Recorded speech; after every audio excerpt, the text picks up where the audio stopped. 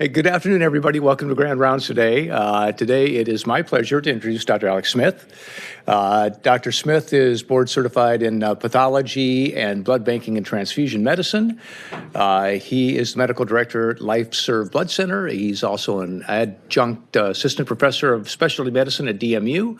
And he has very kindly accepted our invitation today to provide us with a review of transfusion guidelines and reactions. And please join me in virtually welcoming Dr. Smith. Great. Thank you for the introduction, and thank you for allowing me to present at your grand rounds today. I'm going to be presenting on transfusion guidelines and reactions. My name is Alex Smith. I'm the medical director for LifeServe Blood Center.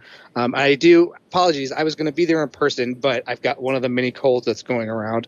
And so if you hear me pause talking, it's because I've muted it and I'm blowing my nose or coughing or something. So, excuse me. So go ahead and get started here.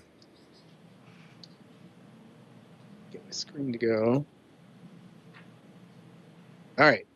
So learning objectives. Learning objectives going to be one is recognizing the indications for red blood cell, plasma, or platelet transfusion, understanding why red blood cells and plasma must be ABO and Rh compatible with a patient's blood type, and being able to recognize transfusion reactions and state their mechanism, treatment, and prevention. First, we're going to talk about red blood cells. A little background, most patients can physiologically compensate for a lower hemoglobin up to a certain point, but when their blood oxygen gets low, their heart rate and stroke volume will increase to compensate. It's part of the normal body's reaction. The issue becomes if a patient has a problem with their heart that affects their ability to increase the heart rate or stroke volume, and when that happens, it puts them at greater risk for ischemic damage. And that could be situations like arrhythmia or atrial fibrillation. Indications for red blood cells. And so these actually just came out, some international guidelines just came out in JAMA earlier this month or so. So you're lucky you get the most updated indications that are out there. So first, if they're hospitalized and hemodynamically stable, you can let it get down to 7 before they need to be transfused. If they're hospitalized with a hematologic or oncologic disorder, it's the same, down to 7. If they have cardiac surgery or orthopedic surgery, it's 7.5 for cardiac and 8 for orthopedic surgery. If they have pre-existing cardiovascular disease, you want to let them get down below 8. And then finally, if they're in palliative care, you want to give them transfusions as needed for their symptoms. Platelets. So indications, the platelet count when they previously bled is always a good one. If they're having mucosal bleeding or epistaxis, if they're actively bleeding, if that bleed is in the CNS, it'll be less than 100,000. And if it's elsewhere, it'll be less than 50,000. So giving platelets for the prevention of spontaneous bleeding, if they're afebrile, it'll be less than 10,000.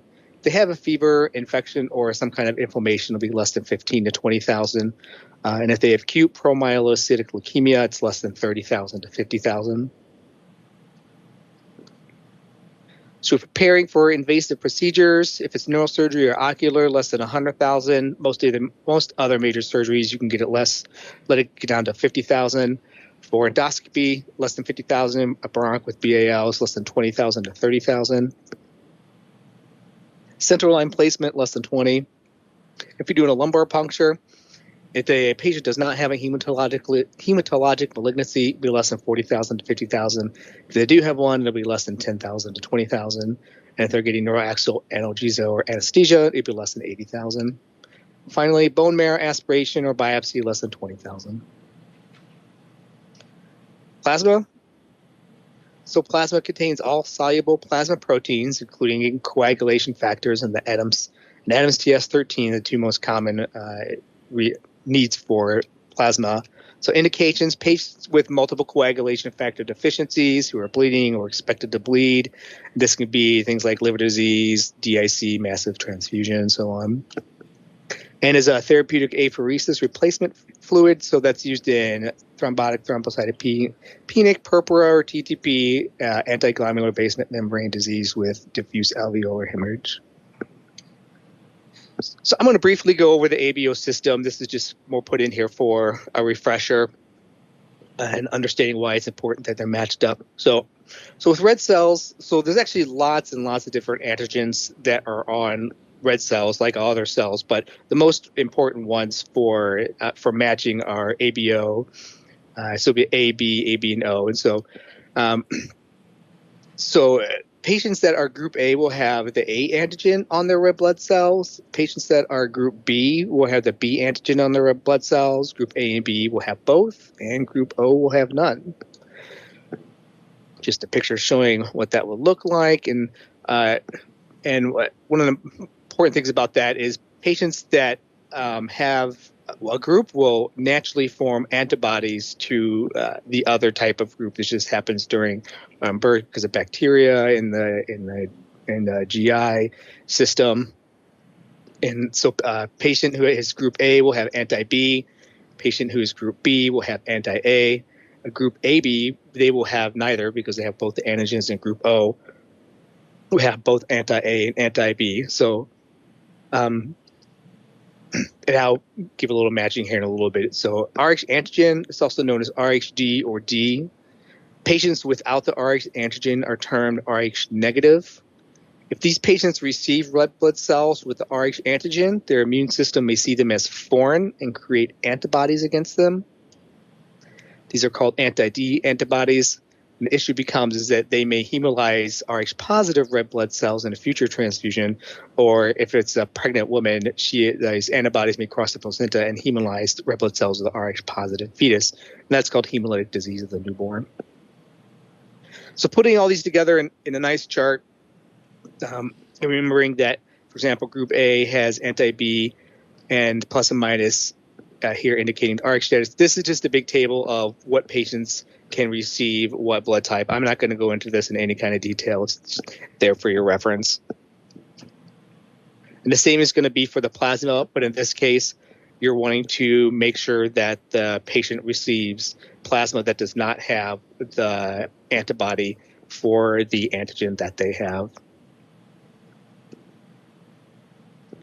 All right, now we're going to talk about transfusion reactions, and this is going to take up the major part of the presentation. So immediate actions with a transfusion reaction, anytime that you suspect there is a transfusion reaction, you always want to stop the transfusion, no matter how minor it may seem. You always want to stop it to check things out. You're going to want to save the blood component unit and the tubing. So these will be sent down to the blood bank, and they could take samples from these to use for evaluation. You'll want to maintain an IV line with saline. And then you're going to want to make sure that the correct product was transfused to the correct patient. Febrile transfusion reaction. So the definition of a febrile transfusion reaction is a fever greater than 38 degrees Celsius and a temperature increase greater than 1 degree Celsius, or chills and or rigors. This typically occurs within 4 hours of transfusion cessation. No other conditions to explain the signs or symptoms.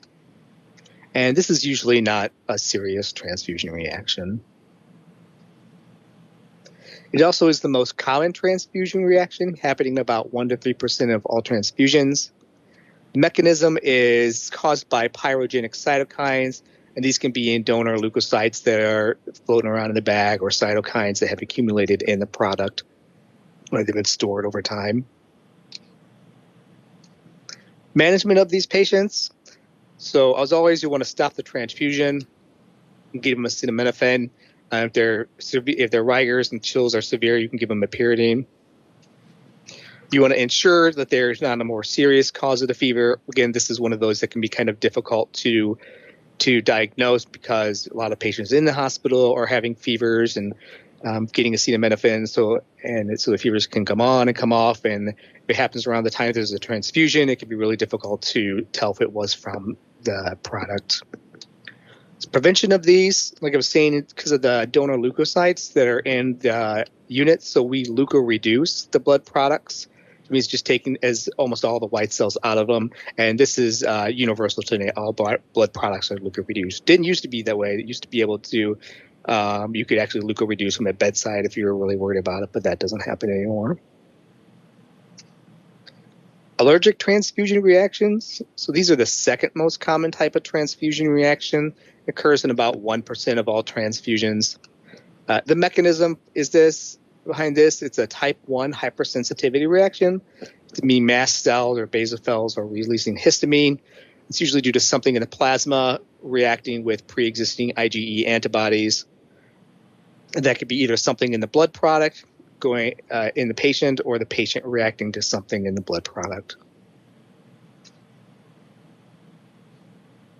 Presentation. So it'll be typical like any other allergic reaction. You have pruritus, urticaria, localized angioedema. This can happen during, at the end, or shortly after a transfusion.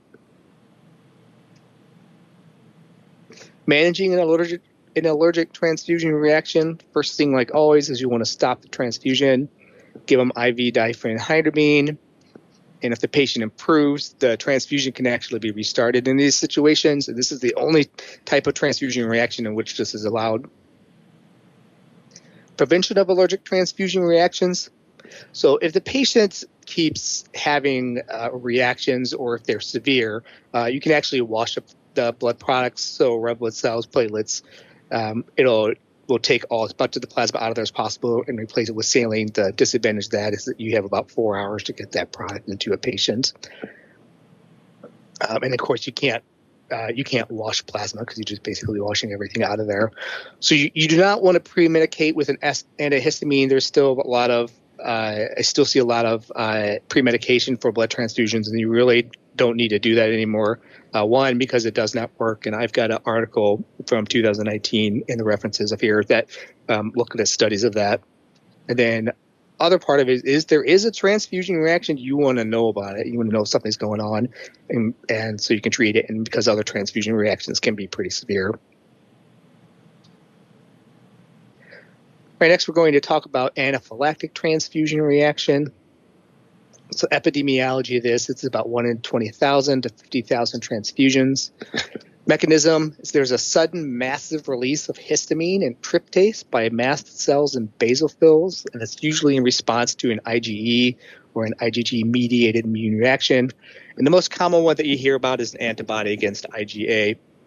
You hear the IgA deficient patients, and what happens is they'll have a transfusion and they get exposed to the IgA, and they're not making it, so they're going to make an antibody to it. So the next time they get transfused and they see this IgA, they're having an overwhelming response to it. It's going an anaphylactic reaction like any other type of anaphylactic reaction.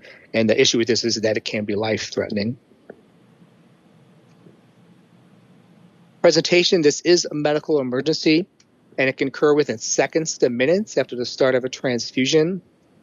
So the symptoms with this, they're symptoms that are typical of any anaphylactic transfusion reaction. Get pruritus, hives, urticaria, angioedema, hypotension, wheezing, respiratory distress, and if it's severe, they can go into shock. Managing a patient with an anaphylactic transfusion reaction, you want to give them IM epinephrine. You want to have them put on oxygen immediately. And then if their airway is getting obstructed due to angioedema, you want to get them intubated. And then you want to put a rapid bolus of normal saline through that line, just to kind of get the blood pressure back up, get a little bit more volume in there, and try to rinse out that plasma as quick as you can. Prevention of anaphylactic transfusion reaction. So you don't use blood products from the donor who was the source. If this happens, we'll be told a blood bank at the hospital will let us know about it, and we'll find out who that donor is, and we'll probably defer them from donating permanently. Then avoid plasma transfusions when there was a previous anaphylactic transfusion reaction. Again, same as in febrile, you can wash this blood product, but again, you can't wash plasma because you would just wash it out of there. And if the patient is IgA deficient, you can use blood products from a donor who is also IgA deficient, and this is something that we can do. We keep a database of patients with certain conditions, antibodies, and we could find somebody out there who is deficient in IgA and get blood products to them. All right, next is transfusion-associated circulatory overload, or TACO. And usually I give this presentation to the PA students and the DO students at DMU, and it's always on Tuesday, so we can always make a joke about it being Taco Tuesday, but we can't do it today because it's Wednesday. So this is volume overload due to a transfused blood product, and this causes a transudative pulmonary edema, which is going to interfere with oxygen exchange. And this is going to be important in distinguishing from transfusion-related acute lung injury, which I'm going to talk about here in a little bit. That's going to be an exudative. So the definition of transfusion-associated circulatory overload, and all these definitions I'm giving you are from the CDC, so these are official criteria. So it has to be a new onset or exacerbation of 3 or more of the following within 12 hours of the end of the transfusion without another explanation. So respiratory distress, either acute or worsening, bilateral infiltrates on chest X-ray, and an elevated BNP or NT-proBNP. Then any other unexplained cardiovascular changes, for example, an elevated central venous pressure. So how do these patients present? These patients do not present with a fever, and I'm going to give a little chart here at the end of how to distinguish TACO from TRALI. And this is one of the big differentiators is patients with TRALI will have a fever. TACO very rarely do.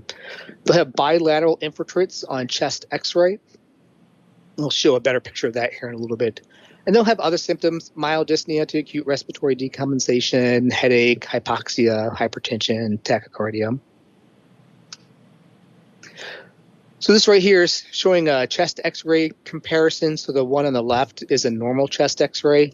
So the one on the right is the chest X-ray with all the bilateral infiltrates and the arrows pointing to that. So you can see that this X-ray here on the left is much clearer. This is going to be the one with all the infiltrates.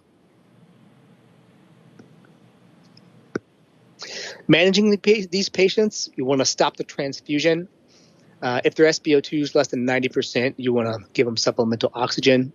If this is not effective, you want to intubate them and then give them diuretics to try to get the extra fluid off of them. Prevention of TACO. So transfuse one blood product and wait to assess the patient's response before giving a second unit. And try to limit the number of red blood cell transfusions to 2 units per day in patients who are not actively bleeding. And if you want to avoid overly rapid transfusion avoid overly rapid transfusion rates, and then volume reduction of the product. This is something we can do. We'll take and we'll spin the unit down, try and get as much of the saline and storage fluid out of there, so it's just as little as possible. Then you can also, if they're at risk, you can give them a diuretic while you're actually transfusing the product. Epidemiology, this occurs in about 1% of all transfusions. Risk factors include small stature, low body weight, patient in the ICU, they're sicker, cardiac or renal dysfunction, or if they're already getting a high number of units or a high rate, for example, in a trauma. All right, so now we're going to talk about transfusion-related acute lung injury, or TRALI. So this is potentially fatal. And the issue here is a patient develops a rapid onset lung injury and a non-cardiogenic exudative pulmonary edema. When we're saying in TACO, it's transudative just because of the high blood pressure pushing fluids across into the lungs. But in this case, the lungs are actually damaged, and so you have actual blood and white blood cells that are trying to clean up things they're getting in there, and it's much more difficult to deal with. This is caused by a 2-hit mechanism and dealing with neutrophils. The first hit is the sequestration and priming. And so what happens is the neutrophils will sequester into the lung vasculature. And while they'll be sitting there, they'll become primed, meaning that they'll respond more readily to stimuli. And this usually happens in patients that are already sicker, have an inflammatory issue, if they have an infection of the lungs. The second hit is called activation, and this is what's going to cause the neutrophils to release their enzymes. And this is going to damage the pulmonary capillaries, and this is what leads to the exudative pulmonary edema.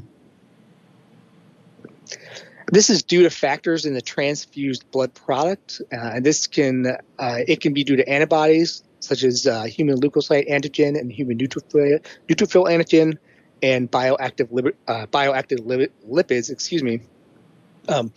So when we work up these patients, it's very rare to actually find an antibody in there that's causing it, and it's presumed to be one of the bioactive lipids in there.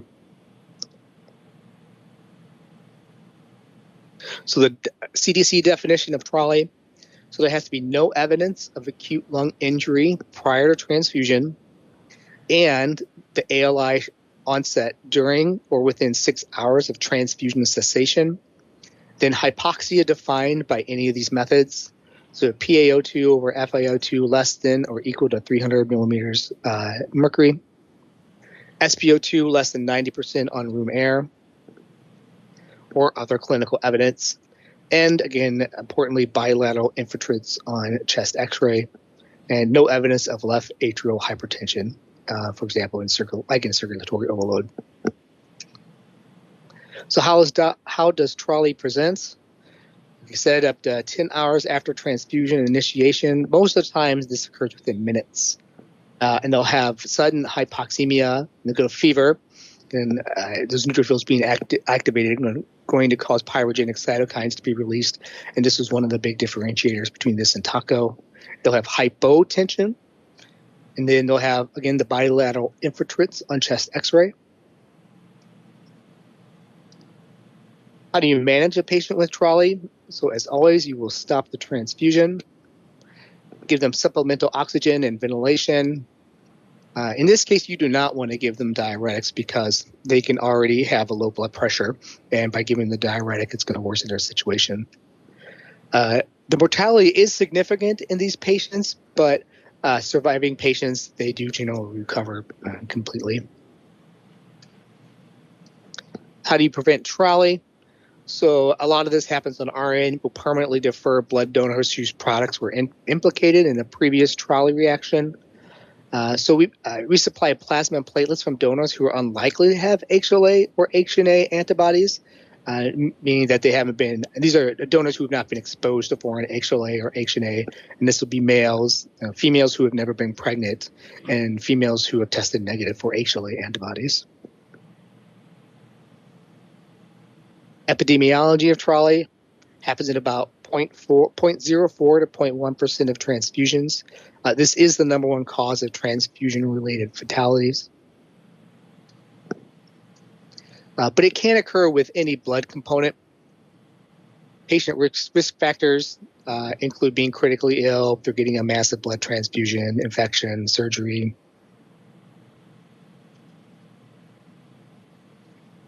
We'll talk about TACO versus TRALI and how to distinguish. Again, they'll both have the bilateral infiltrates on chest x-ray. So this is a chart showing columns, the features in the left column, TRALI in the middle, and TACO on the right. So all these I basically said before. In a TRALI, you're more likely to have fever. In TACO, less likely. In TRALI, you're more likely to have hypotension versus hypertension in TACO. Then the pulmonary edema will be exudative in TRALI and transudative in TACO. And then in TACO, you'll have a positive fluid balance.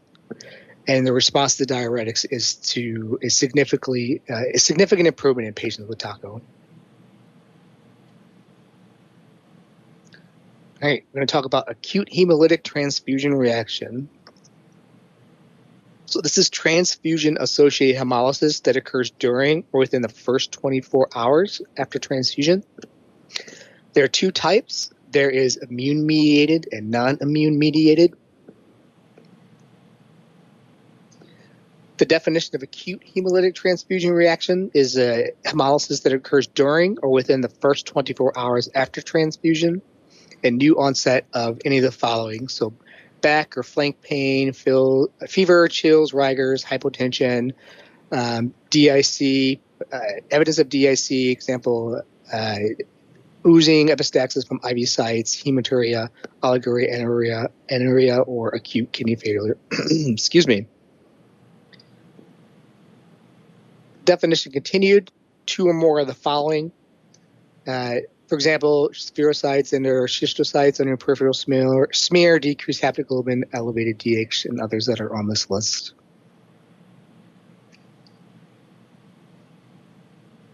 So definition continued. So acute hemolytic transfusion reaction can be immune mediated, and this will be diagnosed by doing a DAT, and then it'll be positive on these patients most of the time.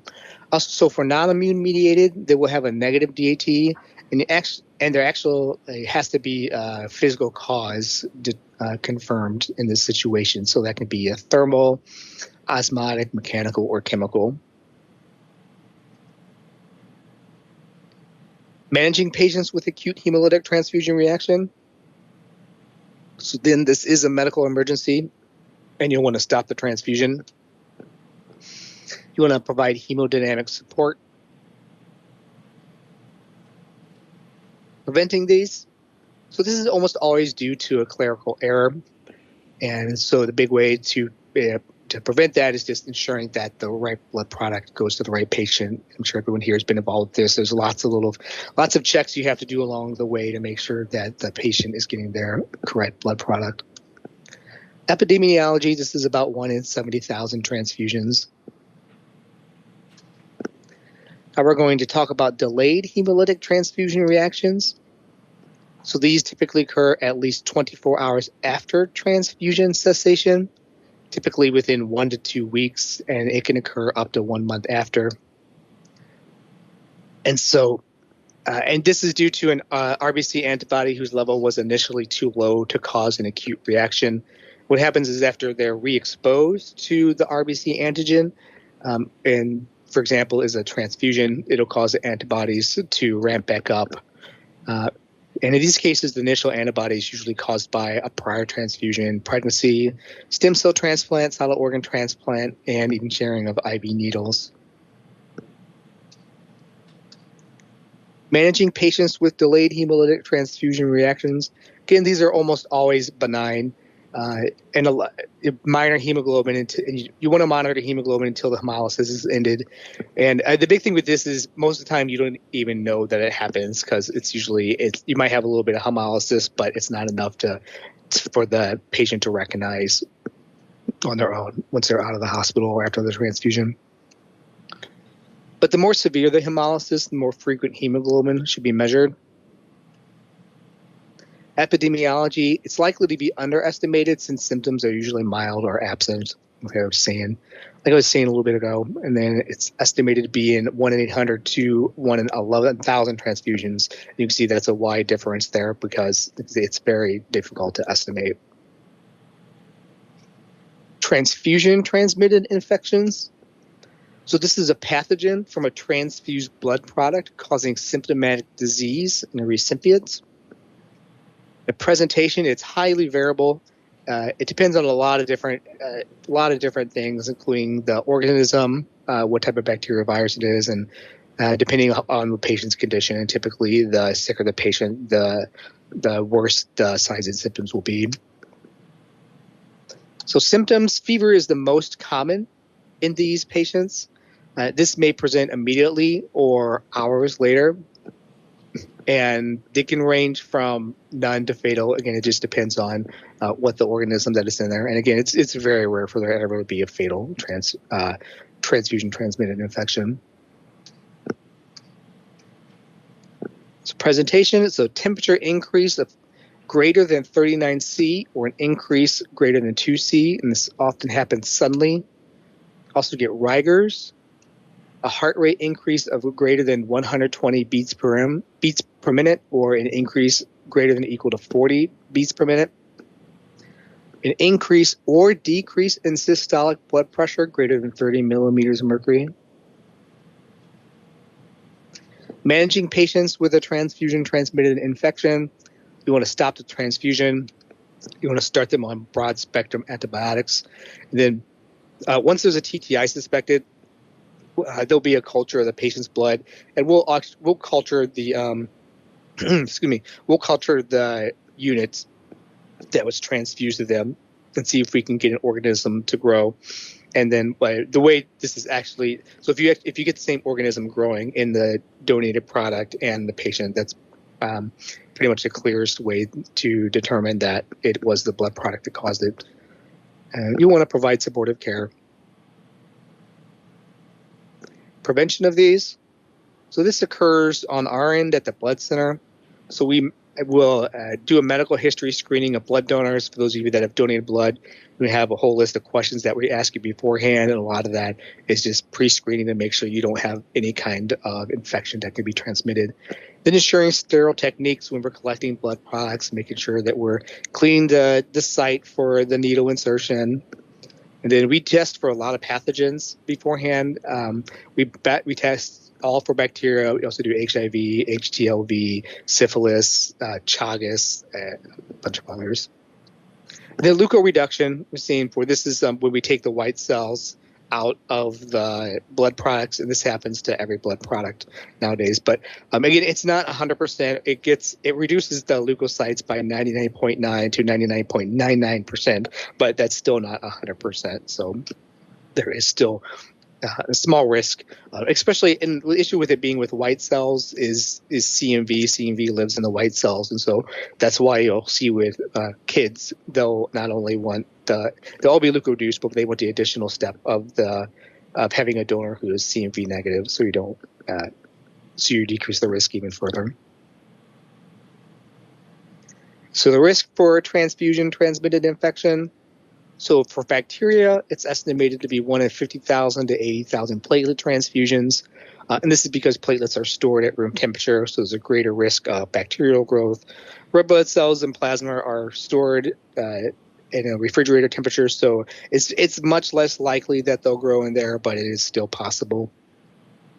Again, it is rare in other types of blood products for the reason that I just mentioned. Viruses, so all of these values are estimated because the occurrences are extremely rare. Between the questions we ask and the testing, which is so good nowadays, it's extremely rare that we ever have a virus be transmitted. So hepatitis B virus, 1 in 1.0 to 1.5 million. Hepatitis C, estimated to be 1 in 2.0 to 2.6 million. HTLV, human T lymphotropic virus, 1 in 2.7 million. And then HIV, human immunodeficiency virus, estimated to be 1 in 1.6 to 2.3 million. That's all I have. Happy to answer any questions that you have.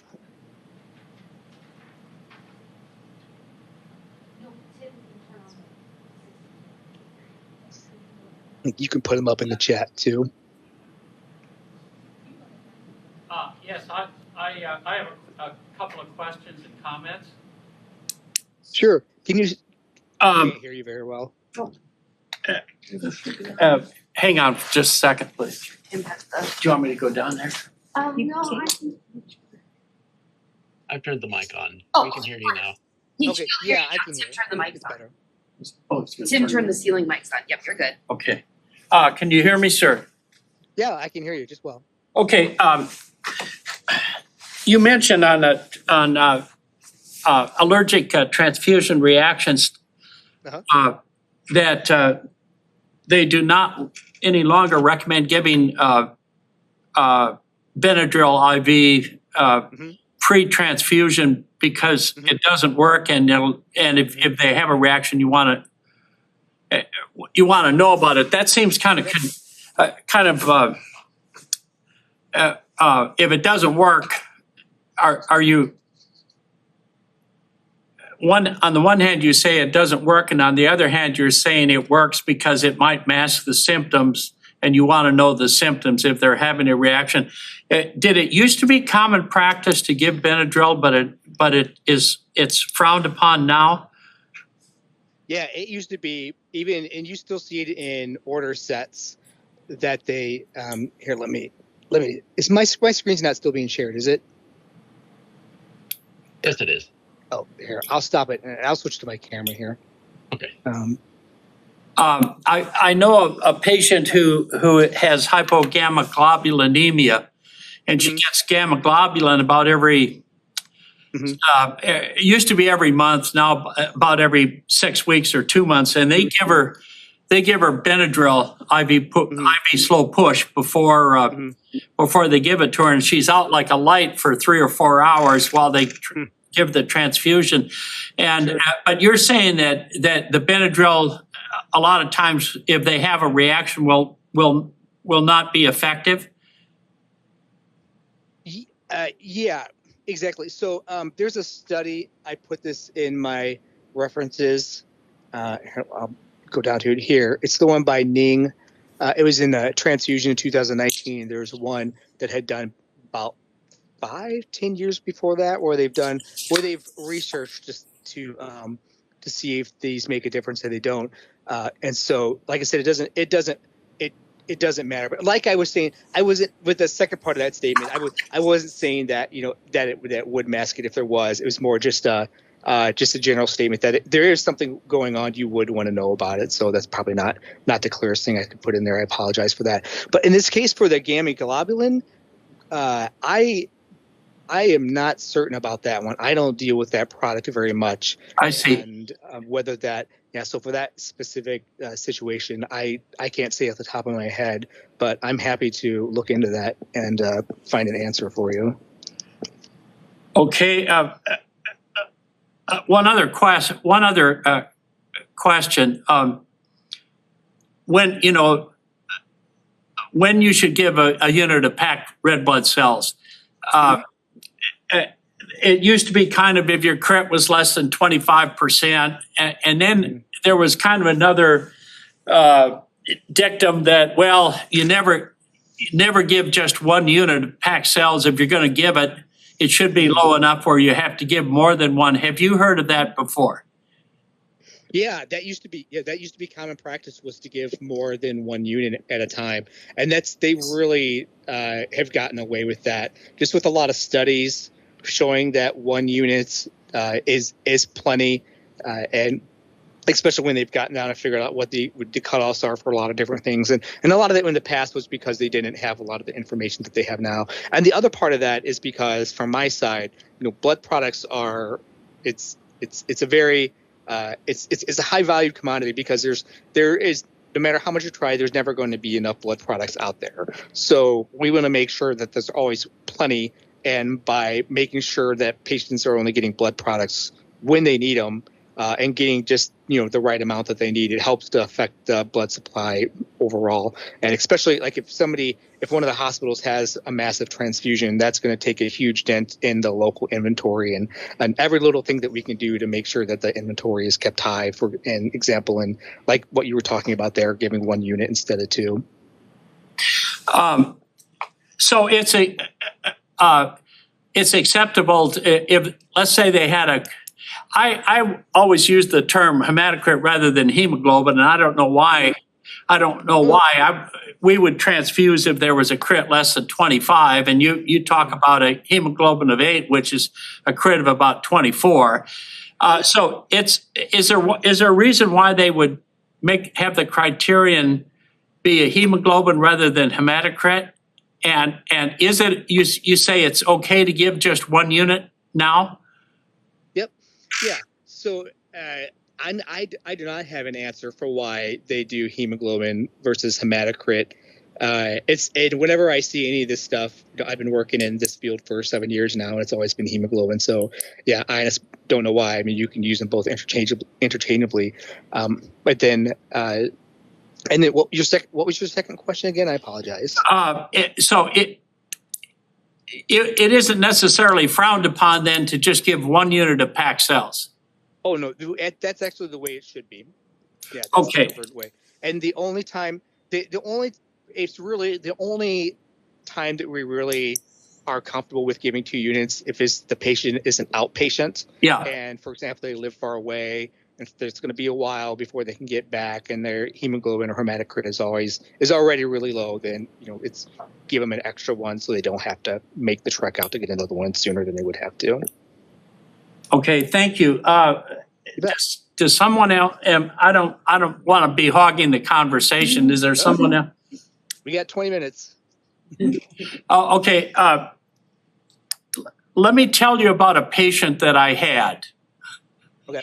And this was a long time ago. She was, 22, 23 years old. She came in with a stillbirth at around 22 weeks gestation, and she was going to end up, she was having a little bit of bleeding and vaginal bleeding, and it turns out she was going to end up delivering the stillbirth. Okay? You with me? Yeah. Yeah. Okay. The lab comes up and they draw some blood, and I'm up there fiddling around. And the lab girl comes back, and I said, "What's going on?" And she's mad at a wet hen, and she says, "Oh, the darn blood didn't clot right. I got to redraw it," which she did. Okay. That should have been a tip-off for me, but it wasn't. So the gal is in a labor room, and she has family members in there, and her sister is sitting at the bedside, and I come in and I say, "Who's this?" And she doesn't recognize her as her sister. Oh, wow. Okay. And What's going on? a little bit later, she just nonchalantly says, "I'm blind." Holy cow. And I Wow. put up my hand and showed her 3 fingers, and I said, "How many fingers do you see?" And she said, "I don't see any, I'm blind." But she didn't seem to care. She had what they call and I'm not French, but a label indifference. She had a temperature of 99. And I looked at her eye grounds, and they were normal. She had sharp disc margins. There was no flare hemorrhage. There was no exudate. There was no cotton wool exudates. There were no petechiae.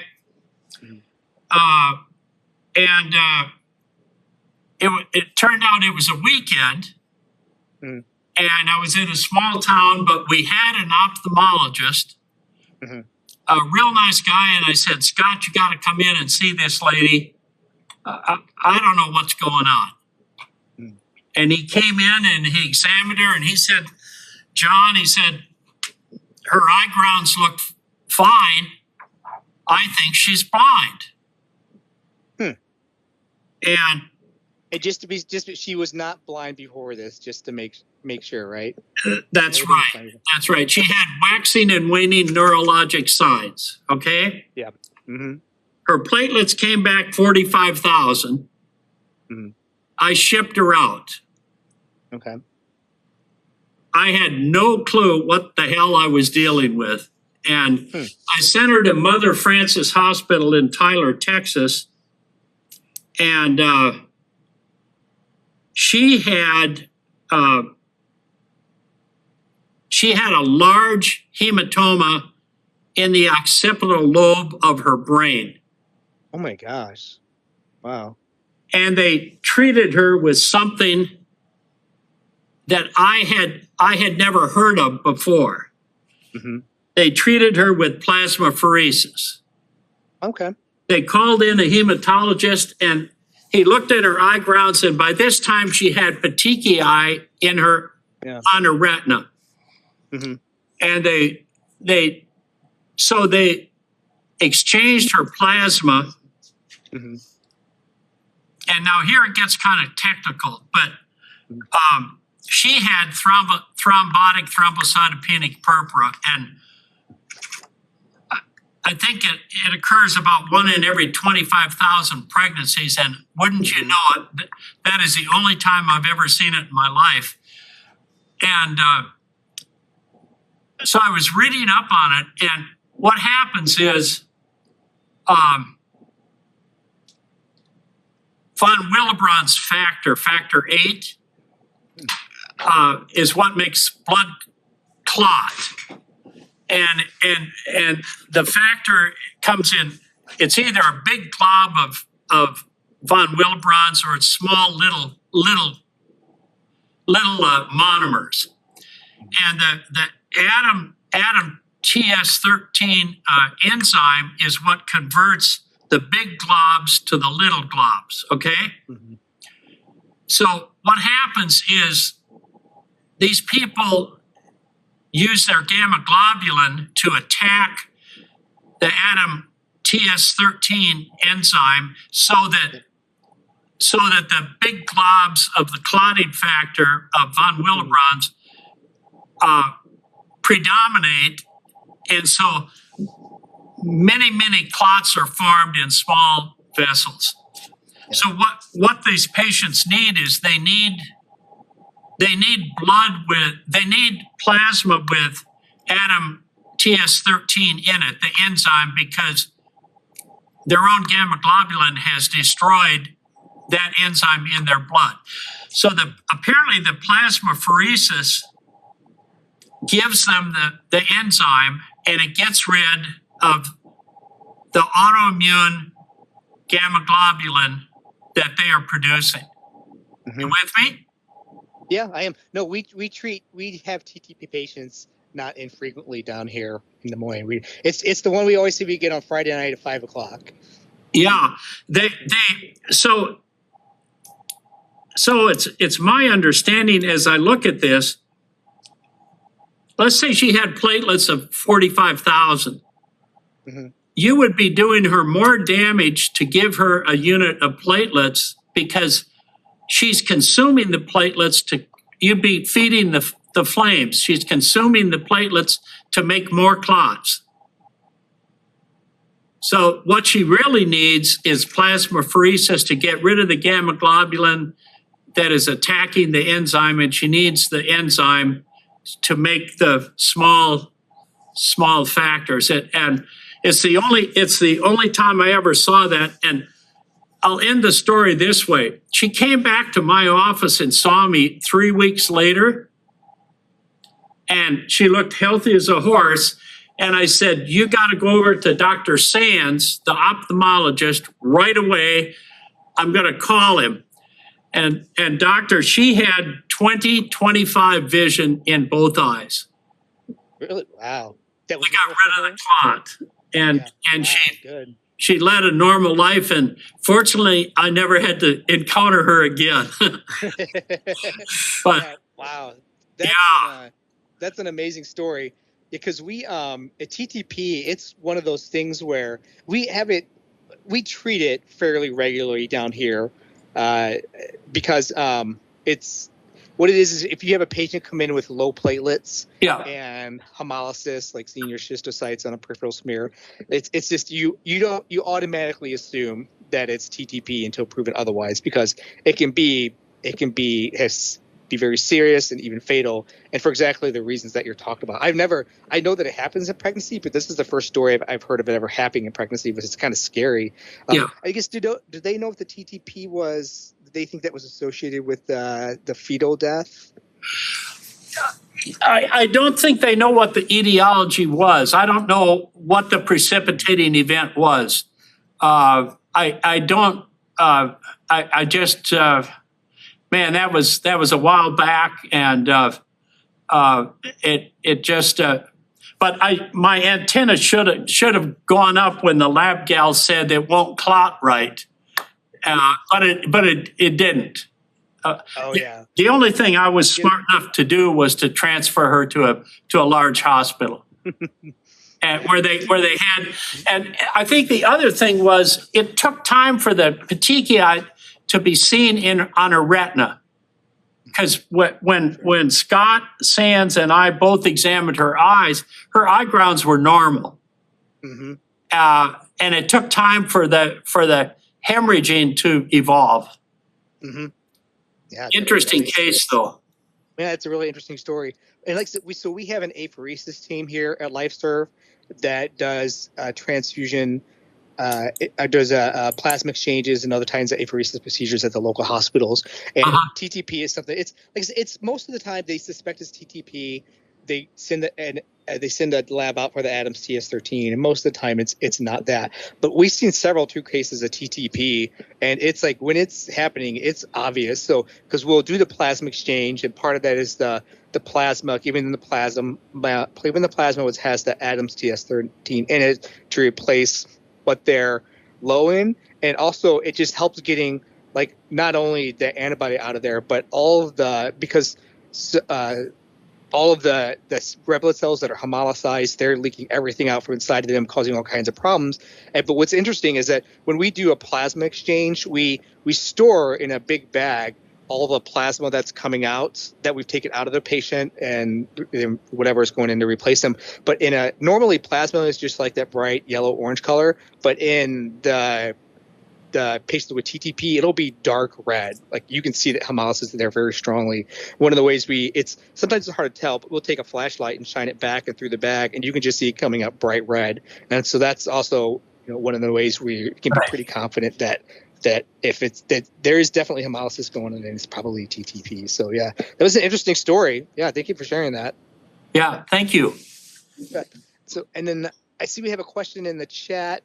You mentioned that you should wait to administer the second unit of blood products until you have monitored for the patient response to the first unit. Is there a recommended time to wait between units? Do you have a recommended infusion rate for outpatient blood transfusions?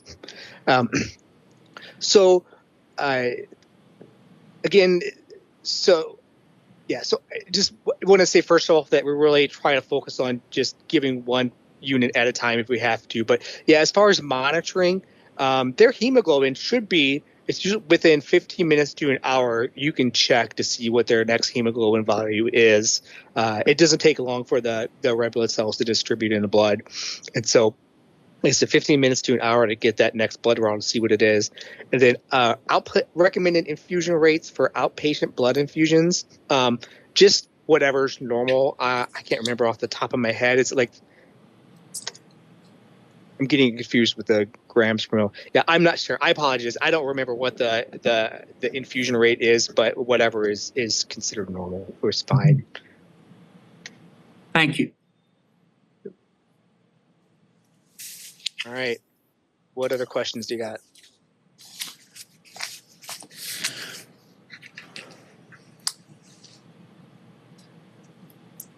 Not seeing any here in the audience. Okay. Thank you. All right. Yeah, you bet. Thank you for letting me present to you. And I have my phone number and email address on the very first slide of that. So if you have any questions or anything you wanna know more about, just get in touch. And part of my job is because blood transfusion reactions are a very niche area. Because and then as doctors, we have to know so many other things, and along with everybody else in the hospital, that I do a lot of educating. So if there's any topics that you want to learn about, TTP or anything that's within this field, I'm happy to do that. I give presentations to hospitals, other areas all the time about things that they may be interested in. So I said check the Q&A. Oh, yeah, this is a common question. So will a patient with a nut allergy be more likely to experience an allergic or anaphylactic transfusion reaction? The answer to that is no.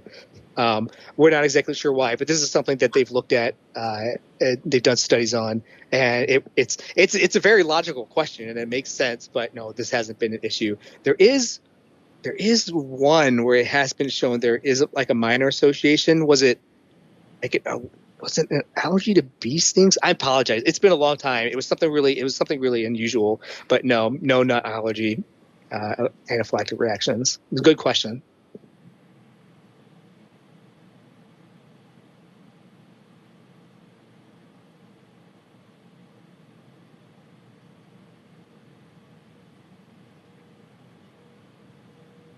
Yeah, thanks. I love these kind of questions because it's all these little obscure things. It's being specialized in transfusion medicine. Like, this is a very niche area, so I don't get to talk about it very much. So I'm always get excited when I get one of those great questions.